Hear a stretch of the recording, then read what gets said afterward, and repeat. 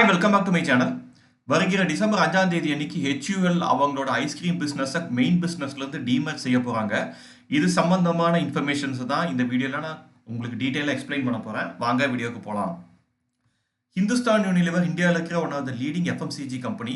இவங்களோட பிஸ்னஸை பார்த்தீங்கன்னா பல்வேறு வெர்டிகலாக பிரிச்சிருக்காங்க. அது வந்துட்டு home care business, personal care business and food பிஸ்னஸ்ன்னு சொல்லி இந்த ஃபுட் பிஸ்னஸில் இருக்கிற நிறைய பிஸ்னஸ் செக்மெண்ட் இருக்குது. அதில் இருக்க ஒன் ஆஃப் த செக்மெண்ட் எதுன்னு பார்த்தீங்கன்னா ஐஸ்கிரீம் டிவிஷன் தான். இது வந்து குவாலிட்டி வால்ஸ் இந்தியாங்கிற பேரில் அவங்க ரன் பண்ணிருக்காங்க.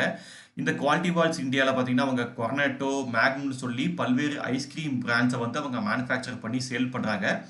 இந்த ஐஸ்கிரீம் பிஸ்னஸ் டிவிஷனை அவங்களோட கோர் எஃப்எம்சிஜி பிஸ்னஸ்லேருந்து செப்பரேட் பண்ணி ஒரு செப்பரேட் என்டிட்டியாக ஸ்டாக் எக்ஸ்சேஞ்சில் லிஸ்ட் செய்ய போகிறாங்க. இதுதான் இந்துஸ்தான் யூனிலிவரோட ஐஸ்கிரீம் பிஸ்னஸ் டீமர்ஜர்.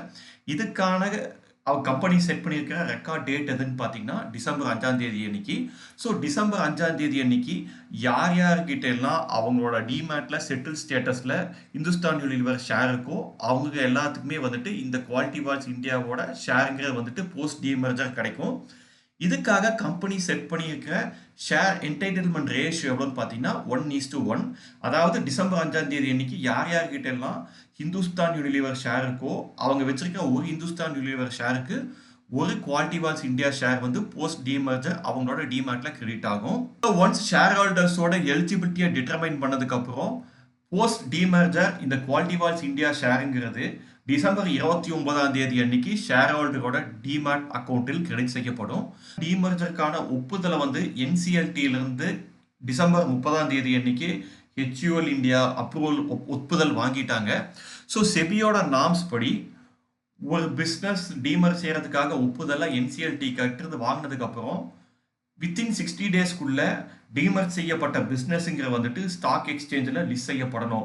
ஸோ அந்த வகையில் பார்க்கும்போது 29ஆம் தேதி டிசம்பர் அன்னைக்கு ஒன்ஸ் ஷேர் ஹோல்டர்ஸோட அக்கௌண்ட்டில் quality walls India share credit ஆனதுக்கப்புறம் மோஸ்ட் லைக்லி டிசம்பர் 30-31 இல்லாட்டி ஜனவரி ஃபர்ஸ்ட் வீக்கில் இந்த குவாலிட்டி வால்ஸ் இந்தியாங்கிற ஷேர் வந்து தனி என்டிட்டியாக வந்துட்டு ஷேர் மார்க்கெட்டில் லிஸ்ட் செய்யப்படும்.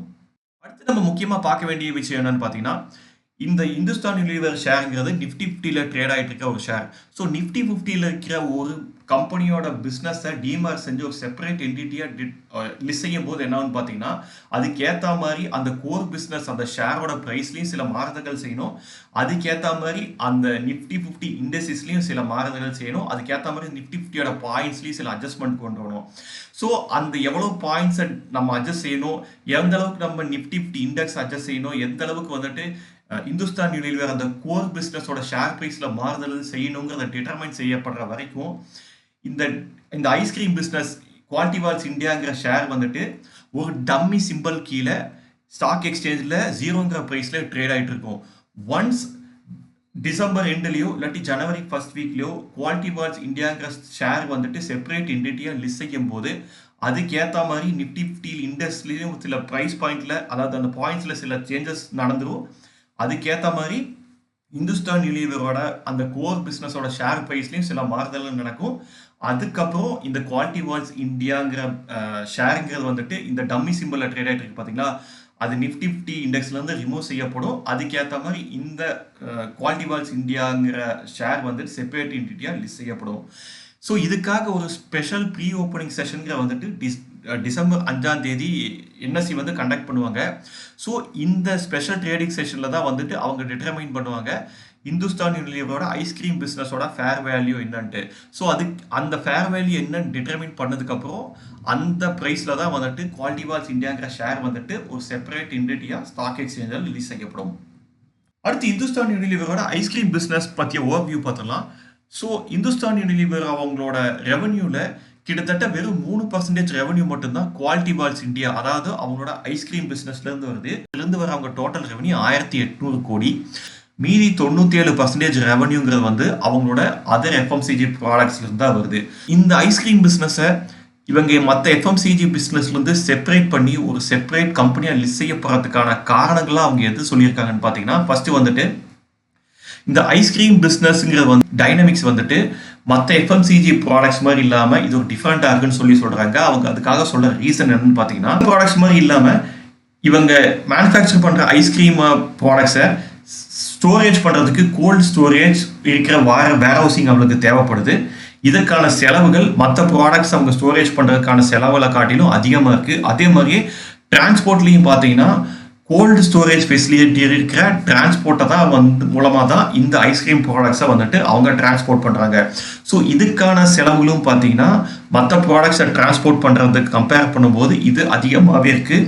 ஸோ இத்தனை நாளாக அவங்களோட ஐஸ்கிரீம் பிஸ்னஸோட ட்ரூ பிஸ்னஸ் வேல்யூ என்னன்னு தெரியாமல் இருந்திருக்காங்க. ஸோ இப்படி இந்த பிஸ்னஸை செப்பரேட் பண்ணுறது மூலமாக இந்த பிஸ்னஸில் மட்டுமே அவங்க கோவா கான்சென்ட்ரேட் பண்ணலாம். ஸோ ஐஸ்கிரீம் டிவிஷன் பிஸ்னஸில் இருக்கிறவங்க இந்த ஐஸ்கிரீம் பிஸ்னஸ் டிவிஷனை மட்டும் பார்த்துக்கிட்டா போதும். இவங்க மற்ற எஃப்எம்சிஜி பிஸ்னஸில் மூக்க நுழைக்க வேண்டிய அவசியம் கிடையாது.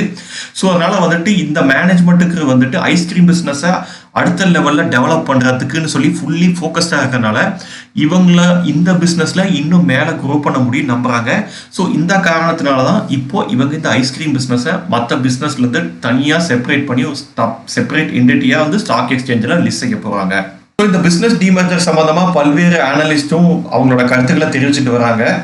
ஸோ போஸ்ட் டிமர்ஜர் இந்த குவாலிட்டி பால்ஸ் இந்தியாவோட ஷேருக்கு 50 ரூபாயிலிருந்து 55 ரூபாய்க்குள்ள ஸ்டாக் எக்ஸ்சேஞ்சில் லிஸ்ட் ஆக வாய்ப்பு இருக்குன்னு சொல்லி நுவாமா சொல்லியிருக்காங்க. அதே மாதிரி ஹிந்துஸ்தான் யூனிலிவரை பொறுத்த வரைக்கும் ஜியோஜித் ஃபினான்ஷியல் போஸ்ட் டிமர்ஜர் இந்த ஷேரோட ப்ரைஸுங்கிறது 2776 ரூபாய் வரைக்கும் போகிறதுக்கு வாய்ப்பு இருக்கிறதா சொல்லியிருக்காங்க. அவங்க பை ரேட்டிங் கொடுத்துருக்காங்க இந்த ஷேருக்கு. அதே மாதிரி நுவாமா 3200 ரூபாய் இந்த HUL ஷேருக்கு டார்கெட் ப்ரைஸாக கொடுத்துருக்காங்க.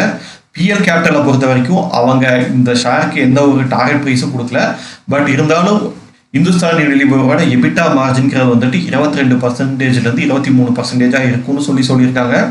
ஸோ போஸ்ட் டிமர்ஜர் இவங்களோட கோர் பிஸ்னஸ் 50 பேசிஸ் பாயிண்ட்ஸ்க்கு இம்ப்ரூவ் ஆகும்னு சொல்லியிருக்காங்க. இந்துஸ்தான் யூனிலிவரோட ஐஸ்கிரீம் பிஸ்னஸ் டிமர்ஜர் சம்மந்தமான இன்ஃபர்மேஷன்ஸ்.